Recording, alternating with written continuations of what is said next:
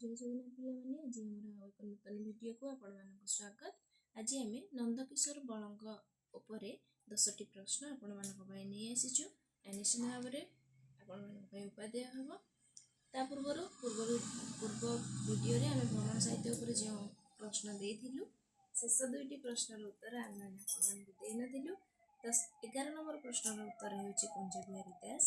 12 number ପ୍ରଶ୍ନର ଉତ୍ତର ହେଉଛି ଦୁଇଟି भ्रमण कहानी नाम कहीदि प्रतिभा रायकर कहवा मुझे आपको सबुगुड़ कहीदे आपने मन रखिए। मैत्रीपाद पर शाखा प्रशाखा, दूर द्विबुध, आफ्रिका नायिका नील नदी, स्वप्नर आलास्का, मधुक्षरंती सरपत्र, न्यूयॉर्क नागासाकी, तुषार मेरुर माया। यह भाव से अनेक गुड़िए भ्रमण कहानी रचना कर भ्रमण कहानी गुड़िक परीक्षा आसूँ आपने सबुगुड़ मन रखापी चेष्टा करेंगे। आज भिडियोर प्रथम प्रश्न हेउछि नंदकिशोर बल रायबाहादुर उपाधि केउठारु पाइथिले? इंग्रेज सरकारଙ୍କ ठारु 1924 मसीहा।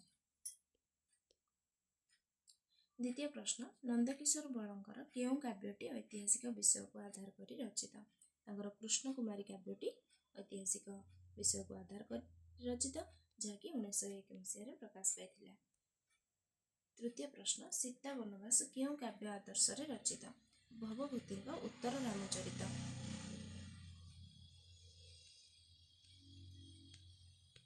चतुर्थ प्रश्न शर्मिष्ठा केते सर्प विशिष्ट? ये क्वेश्चन तो आपने जानते बारंबार परीक्षा आसूची 11 सर्प विशिष्ट।